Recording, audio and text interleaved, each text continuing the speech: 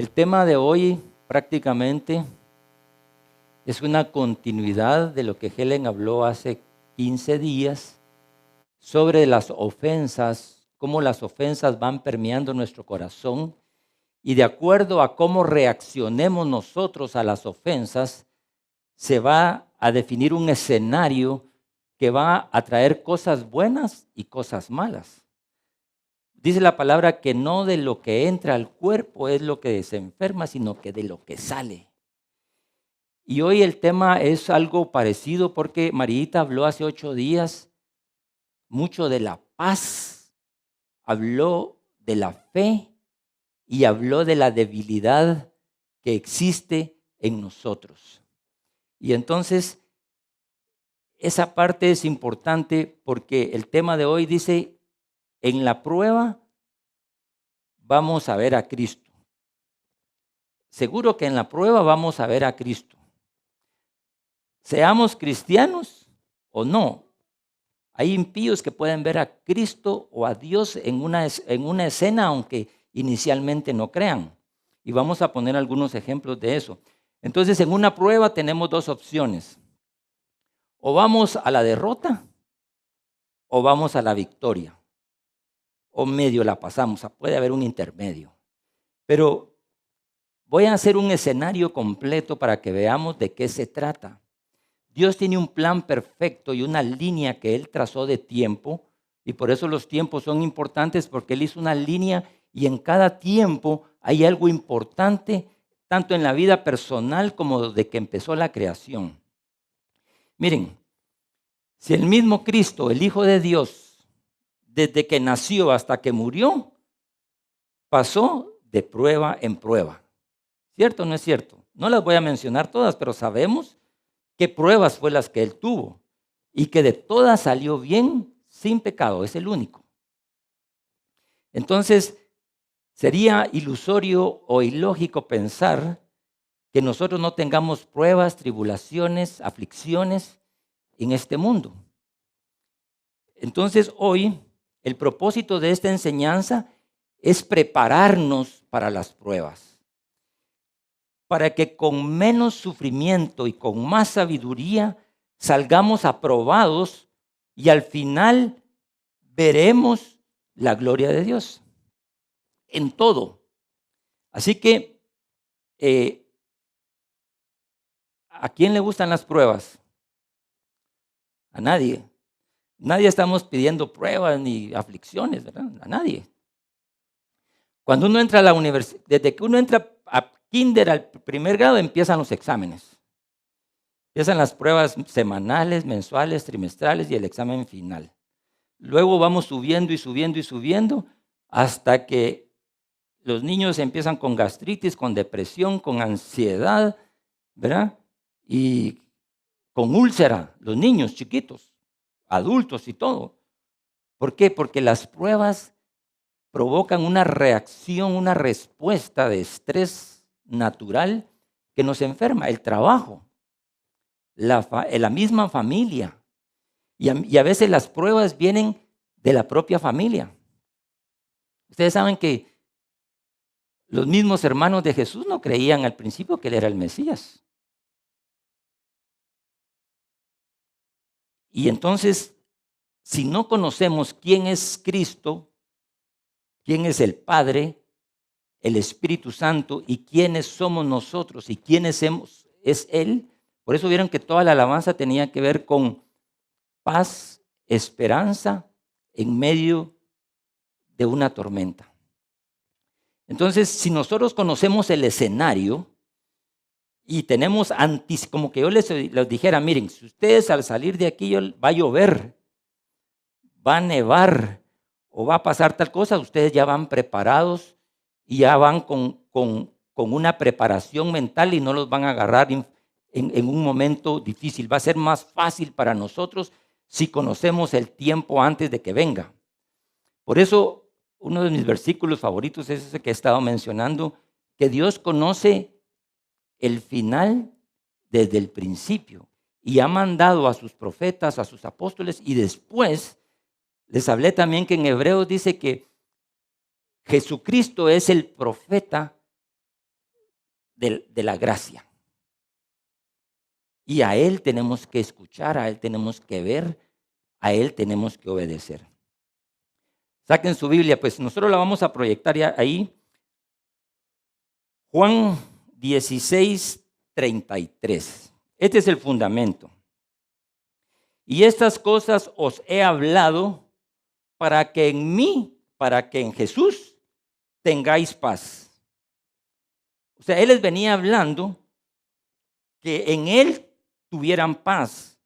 ¿Por qué? Porque en el mundo tendréis tribulación o aflicción. Aquí no se está refiriendo a la gran tribulación ni a las 70 semanas, a las últimas semanas de Daniel. No se está refiriendo a eso.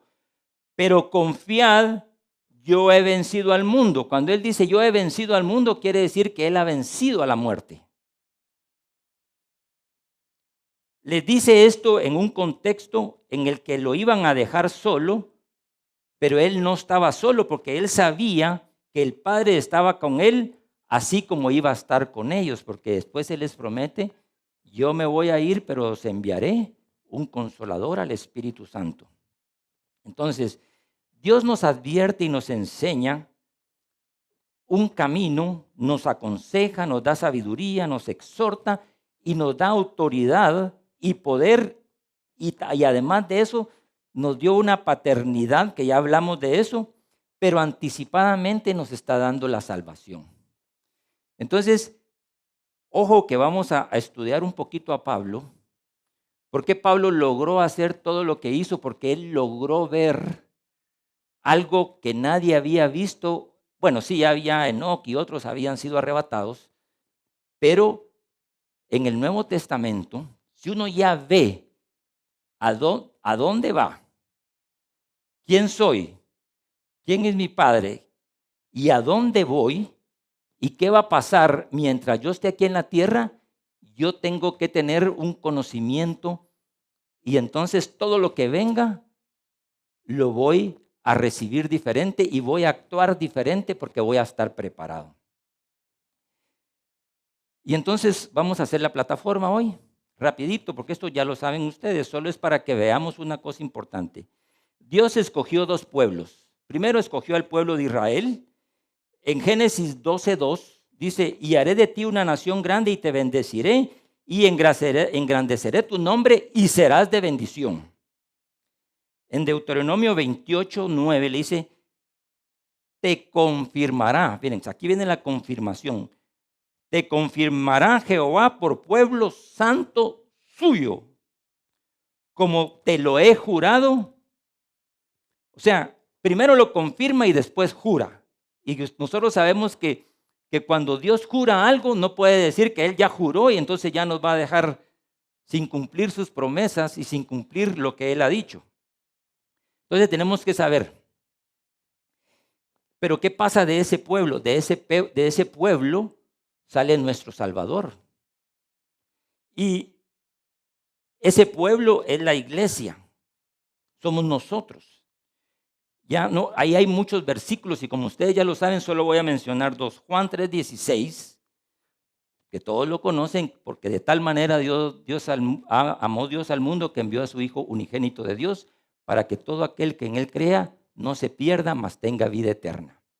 Ojo a la vida eterna, ojo al cielo, ojo al paraíso, que hoy vamos a tener un ejercicio de imaginación para que venga la revelación de lo que yo quiero que ustedes capten esta noche.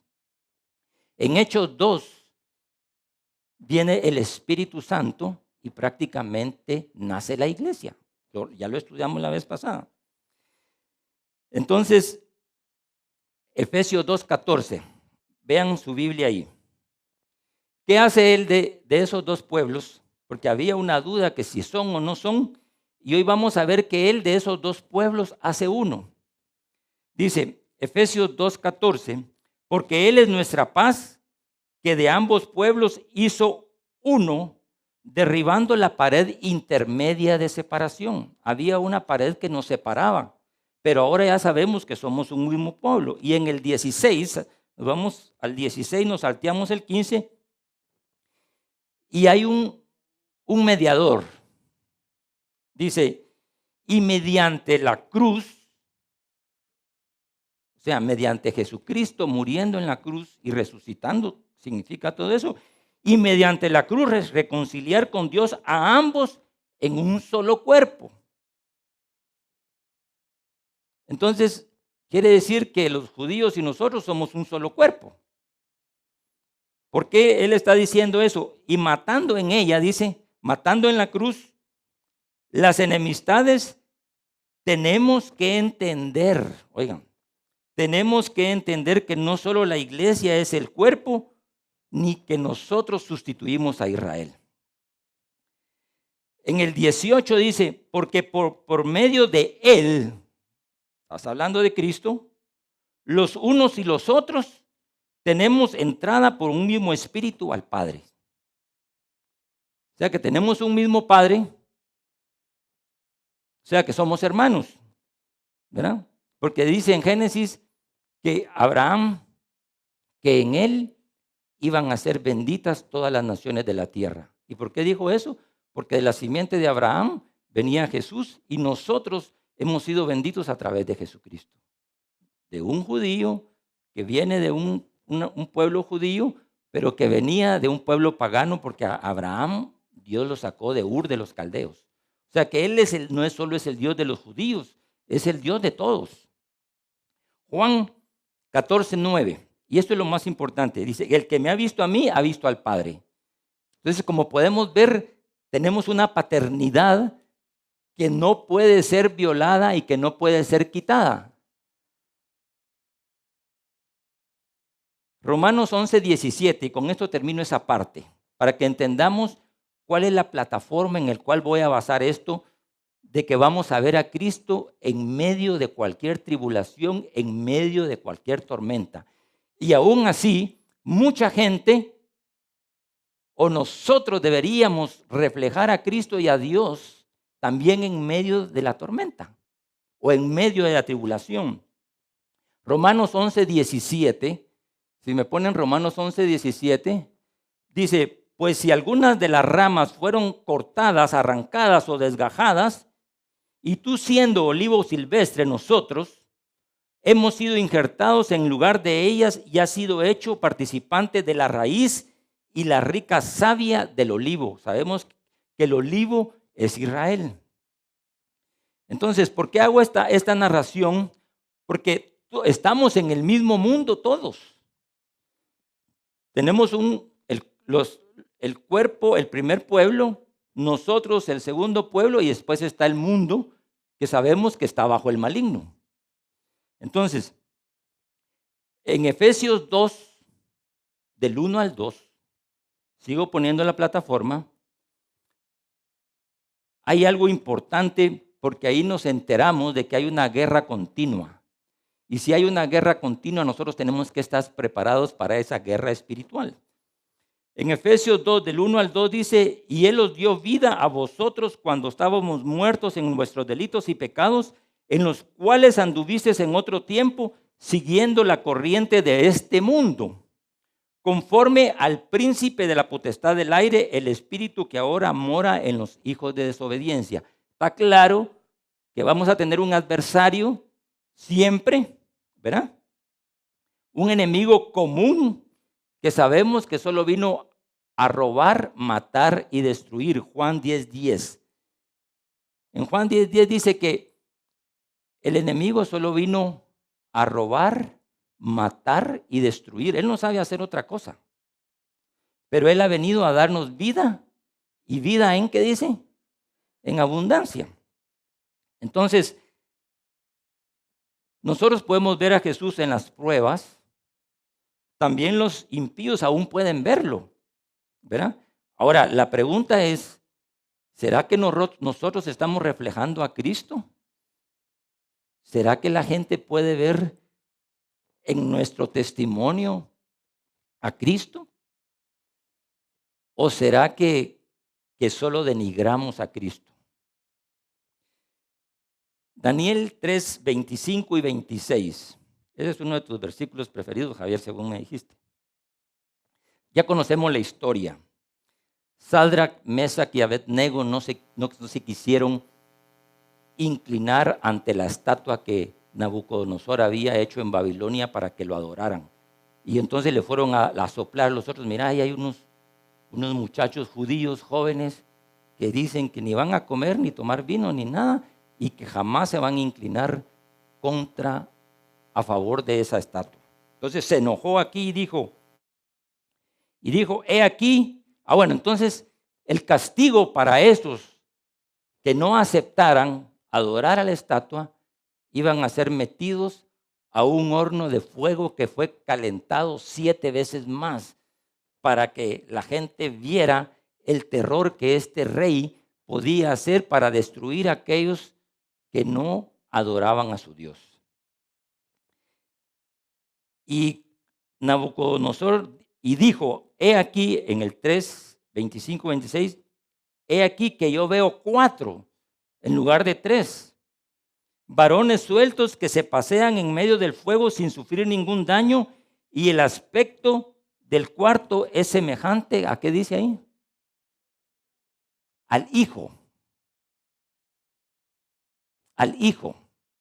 O sea que aún Nabucodonosor, y si ustedes leen toda la historia, Nabucodonosor, cuando los sueños se le son revelados, él hace caso y él empieza a testificar del Dios de Daniel.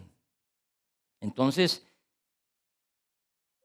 en el 26 dice, entonces Nabucodonosor se acercó a la puerta del horno de fuego ardiendo y dijo, Sadrac, Mesac y Abednego, siervos del Dios Altísimo. Reconoció al Padre y reconoció al Hijo.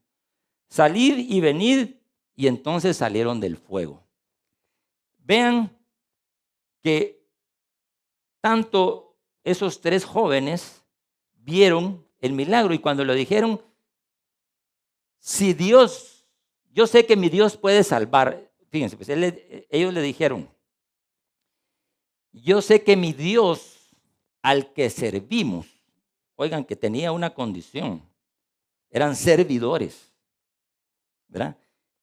Yo sé que mi Dios al que servimos me puede salvar, nos puede salvar, pero y si no, tenlo con seguro que tampoco nos inclinaremos. ¿Por qué? Porque ellos sabían a dónde iban si morían. O sea, no le tenían miedo a la muerte. Y luego tenemos otro encuentro que está en Génesis 14, 18 al 19. Todos lo sabemos, Conchita habló de esto en otro contexto. Ahora yo voy a usar otro contexto. Entonces Melquisedec, rey de Salem y sacerdote del Dios Altísimo, sacó pan y sacó vino y le bendijo diciendo, bendito sea Abraham, aquí todavía no era Abraham, Dios del Dios Altísimo, creador de los cielos y la tierra. Aquí, cuando Abraham venía después de la guerra de Kedorlaomer y fue a derrotar a los 5 reyes, se llevó un botín. Y al encuentro, tuvo un encuentro con Melquisedec, rey de Salem, sacerdote del Dios Altísimo. Algunos dicen que este es tipo Jesucristo y otros dicen que es Jesucristo por algunas características que se las voy a leer, que están en Hebreos, y ustedes van a tomar la decisión si dicen que es tipo Jesucristo o si es el mismo Jesucristo. O sea que en la victoria, él venía de una victoria y aún en la victoria él se fue a encontrar con Cristo. Vamos a Hebreos 7 del 1 al 3. Y no voy a leer todo eso, pero les voy a leer las características subrayadas. Él dice aquí Pablo, escribiendo en Hebreos, sacerdote del Dios Altísimo, una característica, cuyo nombre significa primero Rey de Justicia. Rey de Salem. Rey de Salem quiere decir Rey de Jerusalén. Esto es Rey de paz. Sin padre, sin madre, sin genealogía, no tiene principio de días ni fin de vida, sino hecho semejante al Hijo de Dios y permanece sacerdote para siempre. ¿Ustedes creen que hay otro en la Biblia que cumpla estas características? Si lo encuentran, ahí me avisan, porque me gustaría saber si hay otro que se parezca a este. Entonces, vamos a ver cómo otros pueden ver a Dios o a Cristo en la tribulación, en momentos difíciles. En Éxodo 7, del 3 al 4, Faraón pudo ver que el Espíritu de Dios moraba en José, y Faraón pensó que al terminar las plagas, el límite de Dios se habría terminado hasta llegar al Mar Rojo, cuando realmente vieron quién era el Dios de estos judíos que él iba persiguiendo. Y Faraón, dice, reconoció en el 41, 38 y 45, perdón, 38 y 45, y Faraón reconoció el Espíritu de Dios en José. ¿Y qué hizo? Lo puso como gobernador de Egipto. Aunque Josías, sabemos la historia de José, cómo empezó. Entonces la pregunta es, ¿está bien que nosotros veamos a Cristo o a Dios en la tormenta o en la prueba? Pero también en esas pruebas, ¿será que va a servir de testimonio para que alguien más vea en el Dios en el que creemos, en el Dios en el que confiamos, en el Dios que tenemos esa esperanza? Y ahora vamos a entrar a una historia que todos ustedes conocen mucho, que es cuando Jesús calma la tormenta. Está en Mateo 8, 23 y 27, y en Lucas 8, 22 y 25, y en Marcos 4, 35 y 41. Yo escogí ese versículo porque varía un poquito de los otros dos. Dice, Marcos 4, 35 y 41. Busquen ahí en su Biblia y léanlo conmigo.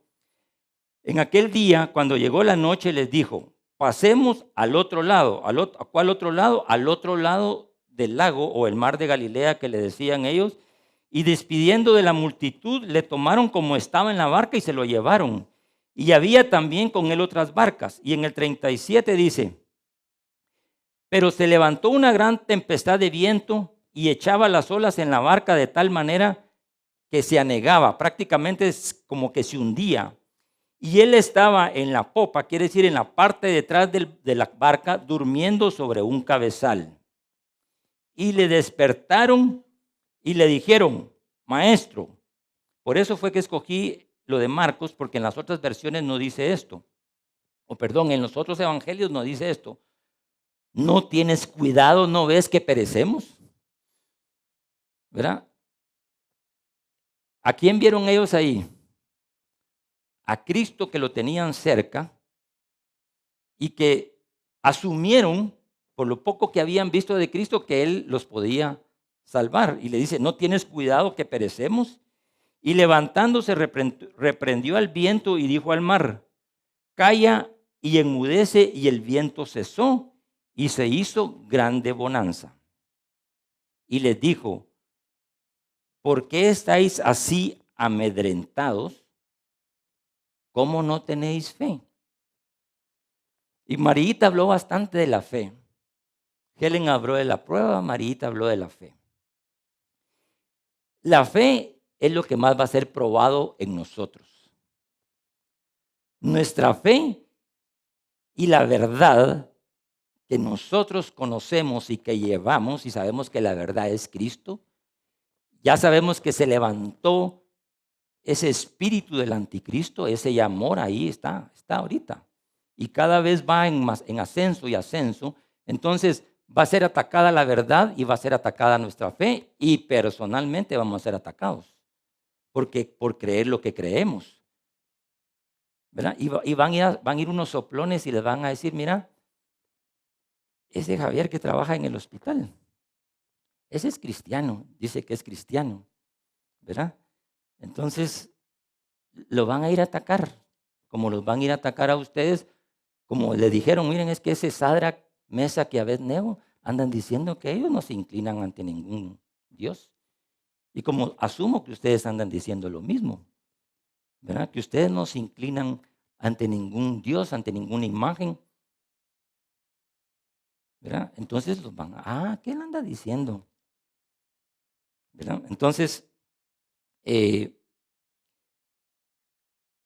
dice, entonces temieron con gran manera y decían el uno al otro, ¿quién es este que aún el viento y el mar le obedecen. Fíjense que ellos habían andado con Jesús y se vieron las caras. Ahí dice que se vieron las caras y mira ahí ¿quién es este? Quiere decir que hasta ese momento todavía no sabían toda la revelación que Jesús llevaba dentro, ¿verdad? Pero Él les dice, bueno, ¿por qué es que no tienen fe con lo poco que han visto de mí? Es hasta cuando llegan a Mateo 16, 18 y que están en Cesarea de Filipo, cuando Él los lleva y le hace la pregunta y le dice, ¿quiénes dicen todos los que están allá afuera que soy yo? Y los de afuera estaban más perdidos que... Dicen que sos Juan el Bautista, que sos Elías, que sos Jeremías, ¿verdad? A ninguna le pegaron. Entonces le pregunta, ¿y ustedes que son mis discípulos? ¿Quién dicen que soy yo? Y ahí vino la gran revelación de Pedro. Tú eres el Hijo de Dios, el Hijo viviente, el Hijo viviente del Dios Altísimo. Y le dice, eso no te le reveló carne ni sangre, sino solo mi Padre que está en los cielos. Y yo espero que esta mañana la revelación que va a traer esta palabra nos ayude a salir mejor de las pruebas. Y cuando Helen hizo el llamado que pasaran aquellos que habían sido ofendidos, pasaron bastantes. Miren, y es que en el mundo vamos a tener problemas. Pero Él lo que quiere ahora es que nosotros no reaccionemos con nuestras emociones. Miren, temieron en gran manera. ¿Qué es lo primero que viene cuando uno ve una tormenta y ve a alguien que la calma? Dicen, temieron por la tormenta y temieron porque vieron a hacer algo que nadie había visto hacer. Temieron en gran manera. Y decían, ¿quién es este? Entonces, cómo reaccionemos a la prueba es lo que va a definir lo que viene después de la prueba. Entonces, emoción. ¿Qué es una emoción? El hombre tiene tres componentes: espíritu, alma y cuerpo. En el cuerpo ya conocemos todos el cuerpo, eso es fácil, ¿va? El espíritu es el Espíritu de Dios que mora en nosotros. Pero tenemos el alma, donde en el alma están nuestras emociones principalmente y nuestra voluntad. ¿Y nosotros por qué somos movidos? En el 99.99999 de las veces. ¿Verdad? Uno quisiera decir algo, cuando me pase algo, yo voy a reaccionar en el espíritu. Y no voy a tener miedo de nada. Porque yo creo, esa es nuestra meta. Y eso es lo que... ¿Usted sabe qué quiere decir emoción? ¿Sabe qué quiere decir emoción? En una sola palabra. Movimiento. Nosotros nos movemos a través de las emociones. En inglés es un poquito más, la traducción dice emotion. Motion es movimiento, pero en español, en el latín, también significa movimiento. ¿Verdad? Entonces, tenemos dos opciones. O seguir reaccionando emocionalmente o reaccionando espiritualmente. Y aquí viene. Después vamos a hacer un examen de 9 preguntas de esto que estoy diciendo y yo les voy a dar la respuesta. ¿Verdad? Es un examen fácil, ¿verdad? Para que no se me estresen hoy aquí, ¿verdad? Porque los exámenes estresan tanto. Yo he conocido gente que antes del examen vomitan, se desmayan y es complicado, ¿verdad? Y entonces, y no crea que el examen que nosotros tenemos al pasar aquí es un examen. Es una prueba, pararse uno. Porque ya cuando uno se para aquí, tenemos una responsabilidad, pero ustedes tienen una responsabilidad de estar sentados ahí también, ¿verdad? Porque están oyendo. Tienen conocimiento, tienen sabiduría, tienen discernimiento, ¿verdad? Porque ahora ya, después de esto ya no se vale. Alex, fíjate que yo no sabía eso, hombre. Discúlpame, pero no sabía. Bueno, te perdono, pues. ¿Qué significa cuando Pedro le dijo a Jesús, cuántas veces tengo que perdonar a estos? Así me imagino que le había dicho, ¿cuánto tengo yo que perdonar? 3 veces, dijo Pedro, porque Pedro dijo, 3 es suficiente. Pero Jesús le dio una respuesta, le dijo, 70 veces 7. ¿Y qué quiere decir 70 veces 7? Infinito, todo el tiempo. Vas a tener que tener un corazón perdonador todo el tiempo, inofendible. Eso se llama el poder del perdón. El poder del perdón liberta, así como el poder del arrepentimiento liberta, también el poder del perdón. Entonces, ¿cuáles son las emociones principales? Voy a mencionar algunas y ustedes me dicen otra que se me pasó, pues. Emociones: miedo, temor, enojo, ira, llanto, tristeza, frustración, depresión, debilidad, deseo de venganza. Maldecir es muy frecuente para sentir cierto desahogo, pero de nada sirve. Y incluso en esas a veces se menciona a Dios y a Cristo en esas expresiones, ¿verdad? Yo me recuerdo que hay un montón de palabras que se usan cuando a uno le pasa algo, que son malas palabras. Yo a cada rato decía, cada vez que me pasaba algo, decía uno, ya saben cuáles, va. Porque yo sé que ustedes tienen espíritu de discernimiento, ¿verdad? Ya saben qué es lo que uno decía. Cuando uno le pasa, le decía. Entonces le cambiaron nombre a otros parecidos, puchica, puchis, ¿verdad? Y en inglés le cambiaron a shoot, ¿verdad? Por no decir otra cosa. Entonces, se tratan de cambiar las expresiones porque eran puras expresiones carnales, ¿verdad? Y eso era lo primero que se le venía a la mente a uno, imagínense, ¿verdad? Tuve una experiencia con mis hijos y con uno de mis sobrinos, Ricardo, que veníamos un día del puerto y veníamos y nos empezó a seguir un carro raro que venía con unos guardaespaldas y nosotros agarramos pero llegamos a un túmulo y cuando llegamos al túmulo el carro se nos acercó y entonces mis hijos venían atrás y en eso yo oigo a los 3 hablando en lenguas y me dieron una gran lección. Ricardo chiquito y David, yo decía, ni yo empecé a hablar, yo venía en el retrovisor, el carro con la luz atrás, ¿verdad? Yo venía así, pero yo dije, hoy sí, ¿verdad? Espiritual yo nada, pero los niños, wow, dije yo, bueno, algo bueno hemos hecho, ¿va? Pero como ven todos estos temores, generalmente lo que hacen es enfermar el cuerpo. Úlceras de estrés, gastritis, colon irritable, migraña, insomnio, ¿verdad?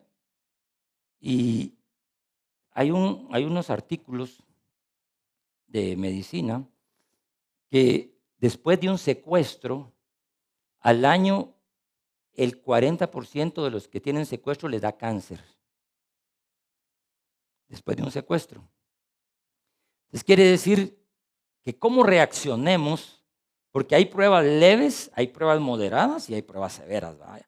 Y la prueba más difícil es la muerte. Enfrentar la muerte probablemente es lo más difícil. Yo, si a una de las personas que más admiro es a Conchita de Córdoba. Conchita de Córdoba ha sido inspiración para todos nosotros, porque después de tener cáncer 2 veces, yo personalmente la vi que al día siguiente yo dije, para mañana ya no. Y como decía aquel, en contra de la esperanza y la esperanza y la esperanza y la fe, Conchita ustedes la han oído predicar y han oído su testimonio. Entonces cuando yo me siento algo de bajón o de lo que sea, se me viene a la mente Conchita. Cómo ella sigue parada este día predicando a Cristo. Es una inspiración realmente, una motivación. No importa lo que pase, puro Pablo, apedreado, todo lo que ustedes quieran, pero terminó la buena batalla. Entonces, ¿qué se supone que nosotros con el Espíritu Santo que mora en nosotros, si ya somos cristianos o discípulos maduros, cómo deberíamos de reaccionar? Cuando ya veamos la prueba, miren, como que yo les diga, miren, a algunos, mira, vas a ir a ver a tu suegra hoy, tiene que ir con una unción y que tiene que ir con algo, o si va a ir a ver a alguien que es de mecha corta también, ¿verdad? Porque uno ya sabe que dice, "Ay, si voy a visitar a este", entonces uno tiene que ir preparado, orado, porque dicen que las batallas se ganan en oración y en ayuno antes, para que cuando uno ya se enfrente a esa batalla, uno ya va blindado. Entonces, ¿pero qué les parece si nos movemos en amor, en fe, en gozo, alegría, en compasión, en misericordia, en paciencia, benignidad, mansedumbre y templanza? ¿Verdad? Y aunque me digan, como me decían a mí antes, que no les voy a decir porque, ¿verdad? Me enojaba que me dijeran así, pero, ¿verdad? Y ahora ya no me enojo que me digan lo que me digan, pues porque ya aprendí. Y por eso leímos este versículo al principio de Proverbios 4:20, porque hoy yo los veo que, como dice, hijo mío, está atento a mis palabras. Yo los veo muy atentos. Los veo que están inclinando su oído a las razones de la palabra. Y les está diciendo Dios hoy, no se aparte de tus ojos, guárdala en medio de tu corazón, porque son vida a las que la hallan y medicina a todo tu cuerpo. Si ustedes están enfermos de algo, pongan atención si no hay algo espiritual detrás de esa enfermedad. Y en lugar de ir al médico, mejor hacer un examen de conciencia, hacer un examen espiritual y decir, bueno, yo estoy enojado por esto y esto, estoy enojado con fulano, sotano, mengano. ¿Y qué tiene que hacer? Perdonar. ¿Verdad? Mi amiga le dio lupus en su divorcio. Estaba con 10 medicamentos y cuando tuvimos la oportunidad de ministrarla, le dijimos, perdona a tu esposo. Miren, dicen que los médicos decimos, mira, es que el lupus, la artritis reumatoidea, esto y esto y esto no se curan. Entonces, el que recibe esa información dice, pues si ya me lo dijo el médico, ¿qué voy a hacer yo? Pues de plano es cierto, ¿verdad? Puede ser que algunas cosas sean ciertas, pero no todas son ciertas. De todos modos, nuestro Dios es poderoso, ¿verdad? Y si te dieron una mala noticia de que tenés algo malo, ¿verdad? Bueno, decís, hay una evidencia científica y lo que sea, pero mi Dios es más poderoso. O si hay un problema, o si hay una tormenta en el cual tenés el agua hasta el cuello, o la chequera hasta abajo, ¿verdad? Híjole, cuando uno mira los números rojos, dice, ¿será que es algo para el otro mes?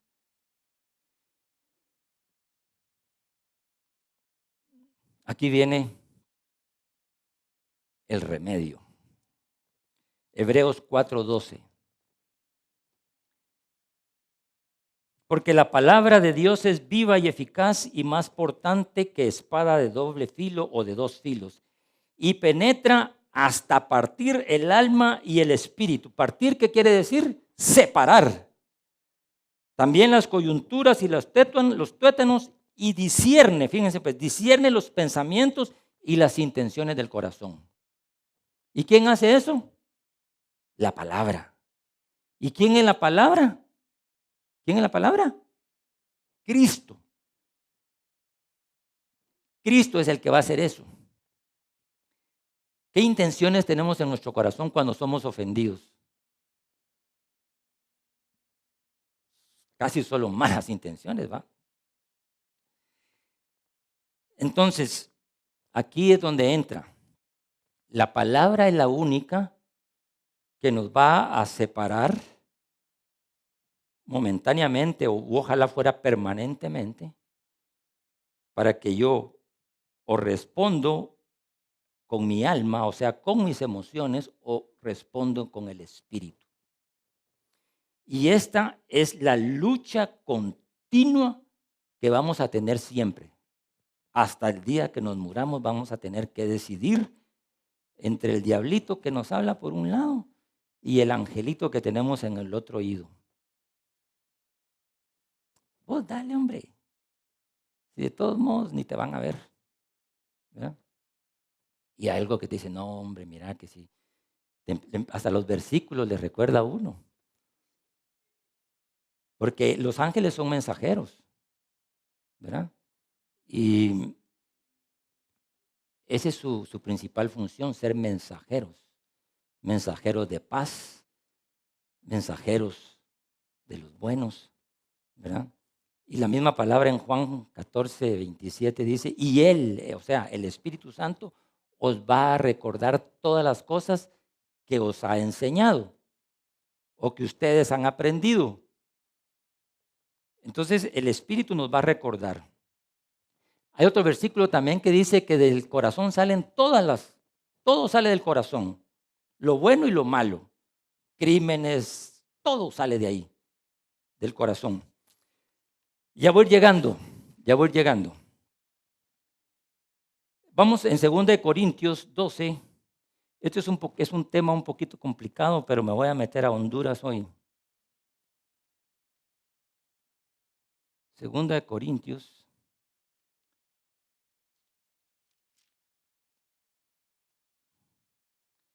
Segunda de Corintios 12. Después les pido que usted, parece que es un trabalengua pero no. Cuando uno ya entra y lo empieza a disecar, este es Pablo hablando y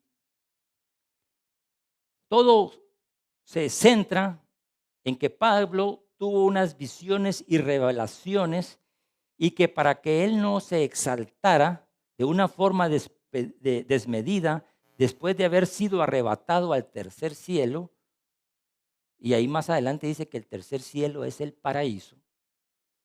Cuando él fue arrebatado a ese lado, vio tal cosa que después de eso, todo lo demás él lo consideró como basura. Imagínense qué diferencia, ¿verdad? Y entonces Marita habló esto la vez pasada, y se refirió solo al 12:7. Y después yo les voy a comentar otras cosas. 2 Corintios 12:7 dice, y aquí explica por qué. Y para que la grandeza de las revelaciones no me exaltase desmedidamente, me fue dado un aguijón en la carne, un mensajero aquí de Satanás, que me abofetee para que no me enaltezca de sobremanera. Esto tiene muchas connotaciones y hoy, créanme lo que de esto solo hay un estudio del aguijón de Pedro y hay como 3 libros de solo esto, de este capítulo. Entonces, no es mi objeto meterlos en duda ni nada de qué es el aguijón, que si el aguijón es de Satanás. Él mismo está diciendo que es un aguijón en mi carne, un mensajero de Satanás que me abofetee para que no me enaltezca.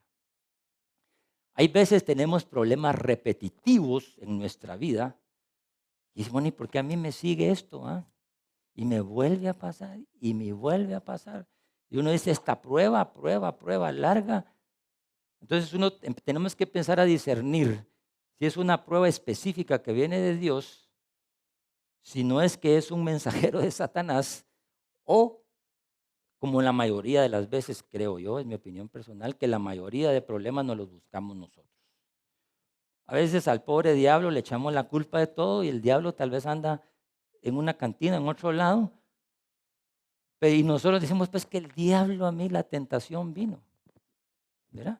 Y el diablo es como de mentiroso, si yo ni le dije nada, ¿va? Entonces dice aquí,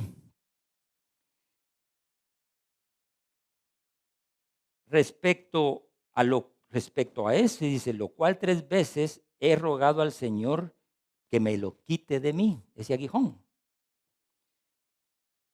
Y me ha dicho el Señor, bástate en mi gracia, porque mi poder se perfecciona en la debilidad. Por tanto, de buena gana, dice, oigan esto, me gloriaré más bien de mis debilidades para que repose sobre mí el poder de Cristo.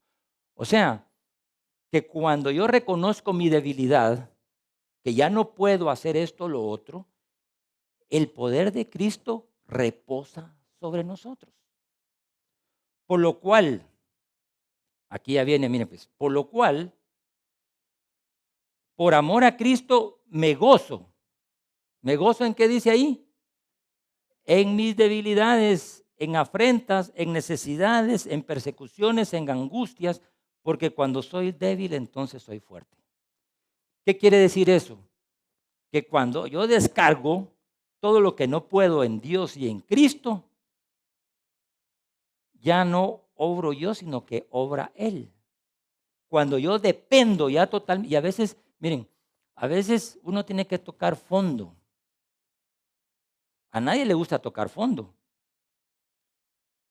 pero cuando uno toca fondo, está con el piso en la cara, pero en algún momento va a volver arriba y volver a ver al cielo, al tercer cielo. Como dice ahí, si ustedes buscan más adelante, Pablo fue llevado al paraíso. Y entonces dice que cuando él vino, ¿cómo les explico yo a estos que yo fui al cielo? Primero no me van a creer que fui al tercer cielo.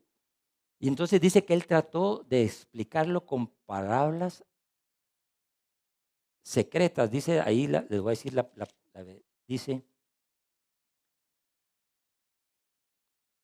dice en el 4, dice que él fue arrebatado al paraíso donde oyó palabras inefables que no les he dado al hombre expresar. Y inefable quiere decir algo que es secreto, algo que es tan grande que no se puede explicar con palabras. Ha de haber dicho, ¿cómo le explico yo a estos mortales de que yo fui al cielo y fui tocado y vi cómo es esa grandeza de Dios? Y hoy vamos a hacer un ejemplo. Entonces, ¿qué quiere decir?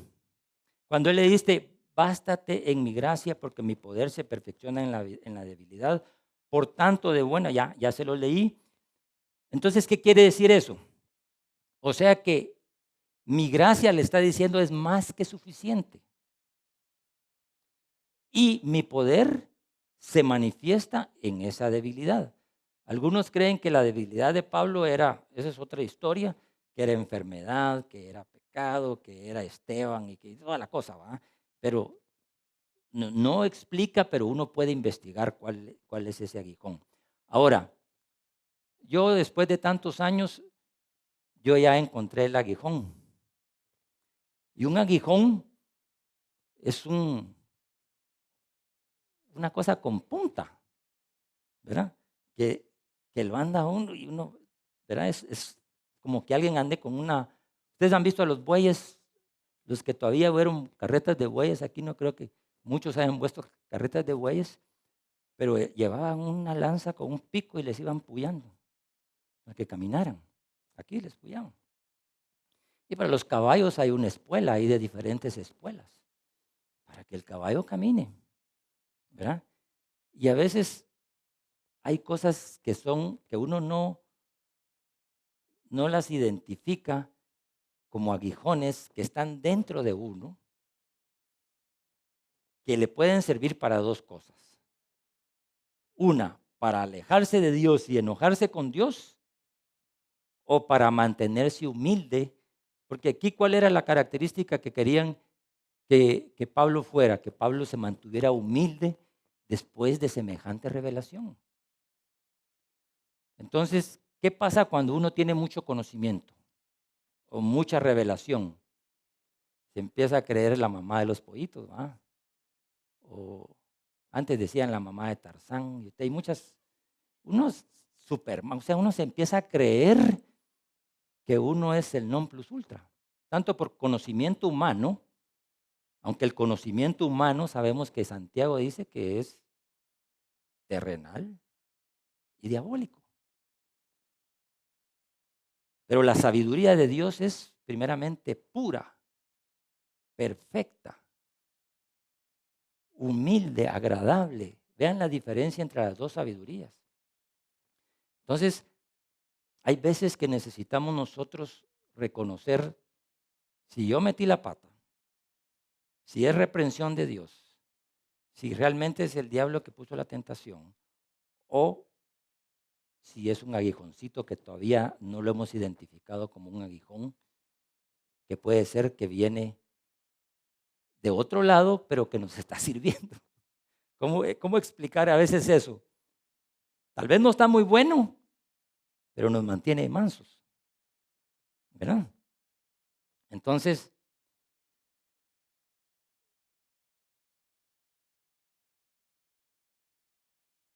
Dios nos está preparando para llevarnos al otro lado del agua, al otro lado del mar, en medio de una tormenta, para que pasemos a otro nivel de fe, porque la que va a ser probada va a ser nuestra fe. En lugar de la queja, del enojo, de la frustración, renegar o maldecir, tenemos que empezar, así como Pablo hizo, a gozarse en medio de la tribulación. Pero ¿cómo logró Pablo hacer eso? Viendo que él tenía un destino en otro lugar, que es nuestro destino común, que es la salvación, la vida eterna, el paraíso. Entonces, si ya conocemos nuestro destino, tenemos que aprender que aquí estamos de paso. Es un tiempo corto, puede ser un día, 5 años, 10, 100, lo que ustedes quieran. Entonces, quiero que hagamos un ejercicio 2 minutos y después lo vamos a hacer otra vez. Cierren sus ojos 2 minutos. Y cuando lleguen a su casa, ustedes van a escribir cómo creen ustedes que va a ser el día que se encuentren con Cristo cara a cara. ¿Cómo va a ser ese día? 2 minutos, mientras yo leo esto. 2 minutos. 2 minutos. Y díganle, Señor, revélame por lo menos una milésima de lo que Pablo vio. Solo déjame ver por una rendijita qué es lo que Pablo vio, para que yo pueda gloriarme más en mis debilidades.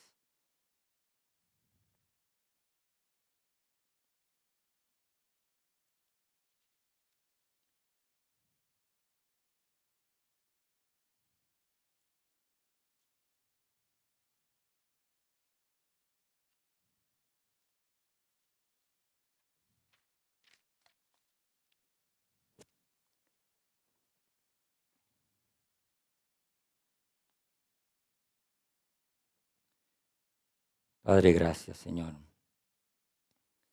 Estás llenando palabra en tierra fértil, Señor. Abre los ojos, los oídos y el corazón de la revelación espiritual de lo que tú quieres mostrarnos para salir aprobados en cualquier tormenta, tribulación o aflicción que estemos, Padre.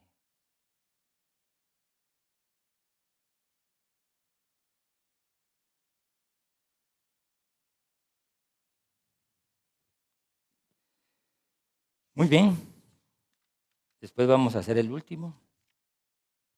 Entonces, este no es nuestro hogar permanente.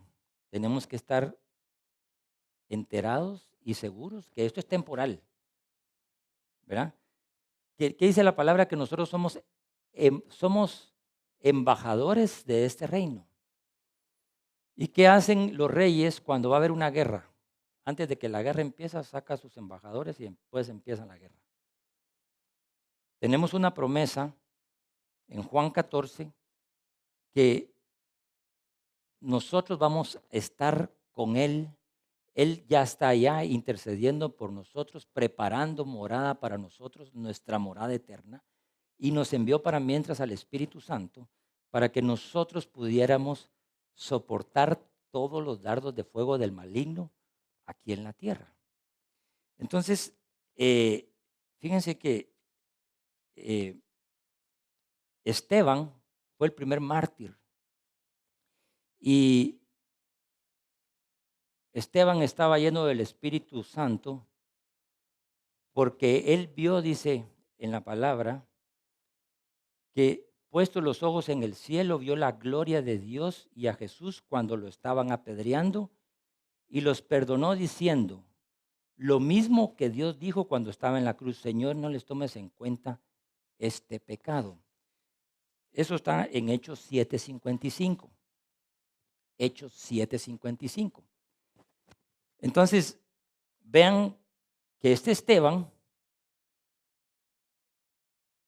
vio a Cristo, vio a Dios, vio al Padre y al Hijo. Y los perdonó inmediatamente. ¿Por qué? Porque él dijo, no, si yo voy a ver ¿para qué me voy a estar haciendo bolas?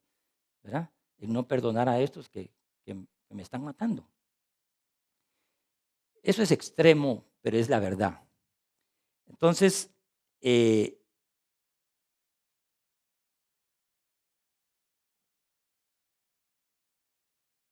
más adelante dice que las ropas de Esteban se las tiraron a los pies de un joven llamado Saulo. Y él consintió esa apedreada, él no lo mató. Porque yo he oído a algunos que dicen, mira, es que Pablo andaba matando gente. No, Pablo no mató a ninguno directamente, porque él conocía la Torá y conocía los 10 mandamientos. Pero él tenía un celo por el evangelio que andaba persiguiendo gente. Entonces, Romanos 5, del 2 al 5. Ya vamos llegando, me quedan unos minutitos. Dice, Romanos 5, del 2 al 5. Por quien también tenemos entrada por la fe a esta gracia. Lo que va a ser atacado va a ser la fe y va a ser atacada la gracia que tenemos. Porque también tenemos entrada por la fe a esta gracia, en la cual estamos firmes. ¿Estamos firmes nosotros en esta fe y en esta gracia? De eso depende lo que viene para nosotros. Si estamos firmes en la fe y en esta gracia. Y nos gloriamos, casi como estaba diciendo, como el mismo Pablo escribe, ¿va? Nos gloriamos en la esperanza de la gloria de Dios. Pero no solo en esto, dice, sino también nos gloriamos de las tribulaciones, sabiendo que la tribulación produce paciencia y la paciencia prueba y la prueba esperanza. Que fue lo que Marita habló. Fe y esperanza, que va a ser lo que va a ser probado. Y dice ahí que la esperanza no avergüenza, porque el amor de Dios ha sido derramado en nuestros corazones por el Espíritu Santo que nos fue dado. Entonces, ojo, que tenemos que afirmar nuestra fe. Hoy ustedes están afirmando su fe.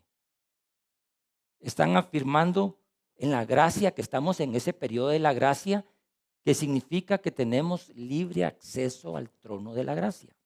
Primera de Pedro 1, 5 y 7. Primera de Pedro 1, del 5 al 7. Que sois guardados por el poder de Dios mediante la fe. Otra vez la fe. Como somos guardados mediante la fe, nuestra fe va a ser atacada. Que sois guardados por el poder de Dios. O sea, la fe tiene poder para alcanzar la salvación que está preparada para ser manifestada en el tiempo postrero, en lo cual vosotros os alegráis, aunque ahora por un poco de tiempo. O sea, que si usted está pasando una tribulación, déjeme decirle que esto es transitorio, poco de tiempo. Lo que pasa es que poco para Dios es diferente que poco para nosotros, ¿verdad? Entonces, dice, aunque ahora por un poco de tiempo, si es necesario, tengáis que ser afligidos en diversas pruebas, para que sometida a prueba vuestra fe, o sea, el lío no es con ustedes, sino que es con su fe. El lío es, el pleito es contra Cristo y la fe que Cristo puso en nosotros. Pero obviamente esa fe la cargamos nosotros. Para que sometida a prueba vuestra fe, mucho más preciosa que el oro. Mire, lo más preciado es la fe, el cual, aunque perecedero el oro, aunque el oro permanece por muchos años, se prueba con fuego. O sea que hay pruebas que son con fuego y entonces sí quema. Quema, arde, duele y cuesta a veces que sane. Porque una quemada deja muchas cicatrices. Y esas cicatrices que uno lleva adentro son lo que lo hace a uno reaccionar con odio, amargura, a veces por años. Y entonces dice, el cual el oro se prueba con fuego, sea hallada la fe en alabanza, gloria y honra cuando sea manifestado Jesucristo. O sea que nuestra fe tiene que estar mediante la alabanza, la gloria que damos a Dios y la honra que le damos a esa fe, porque esa viene de Dios. Entonces, ¿cómo vamos a preparar este tiempo que viene? ¿Qué vamos a hacer si un pastor, un líder, si su jefe, si su esposo, si su hijo lo ofende? Ya no hablemos de la nuera, de la suegra, del yerno. ¿Qué vamos a hacer?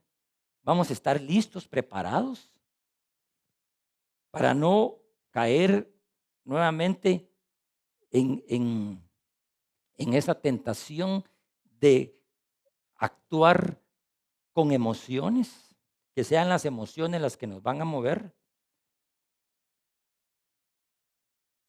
¿Qué es lo más difícil que viene para la nación en poco tiempo? Las elecciones. ¿Qué vamos a hacer nosotros si queda uno que no queríamos? ¿O si queda uno que odiamos? ¿Hemos orado? ¿Hemos intercedido? ¿O solo nos vamos a dedicar a criticar y a hacer y a maldecir y a decir y todo eso como a veces se empieza a decir? ¿Qué vamos a hacer?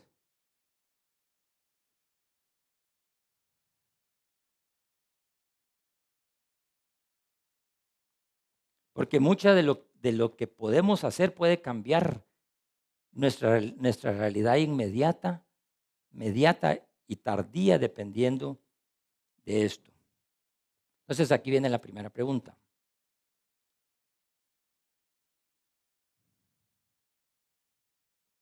¿Qué es lo que tenemos que guardar? Sobre toda cosa guardada, guarda el corazón. Entonces, ¿qué es lo que tenemos que guardar? ¿Qué es lo que va a ser más atacada? La fe. Entonces dice la palabra, estad firmes en la fe que es en lo que creemos, y por eso dice, sois guardados por el poder de Dios mediante la fe. La fe es lo que más va a ser probado al mismo tiempo que la verdad. ¿Cómo vamos a hacer eso? Orando, ayunando, por eso hemos dado esos cursos de oración, adoración, de ayuno, para que eso nos prepare. Miren, si queremos ir a una competencia, hay gente que se prepara 6 meses, 1 año para correr 9 segundos en 4 años en las Olimpiadas. Y pasa 4 años, 8 horas diarias preparándose. Y nosotros que queremos que sin prepararnos, sin orar, todo nos salga bien. Y todavía de ribete, si nos pasa algo, le echamos la culpa a Dios. Ridículo. Yo ya les he dicho, les he venido repitiendo, ¿qué es lo que más le cuesta hacer al hombre? Hablando genéricamente, ¿verdad? Hombre y mujer. O adorar, orar y leer la palabra.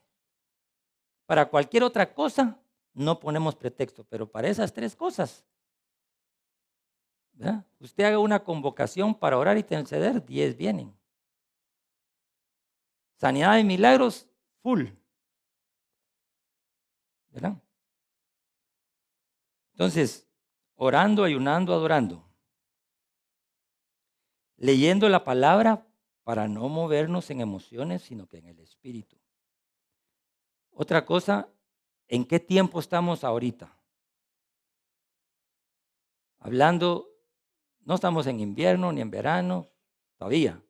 Por eso yo los veo que ustedes no vienen con abrigo ni nada, porque sabían que hoy iba a ser un poquito de calor.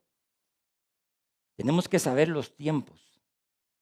Tenemos que saber la visitación.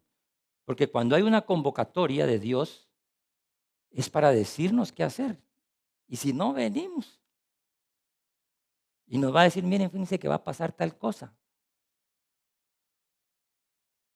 Va a pasar esto, va a pasar lo otro. Y nosotros ni enterados, ¿no? El modelo que Pablo siempre hizo es que pusieran los ojos en Cristo y no en el hombre. Descansar en Cristo es otra solución. Bástate en mi gracia. Bástate en mi gracia. Que mi gracia sea lo suficientemente poderosa como para que puedas descansar en ella.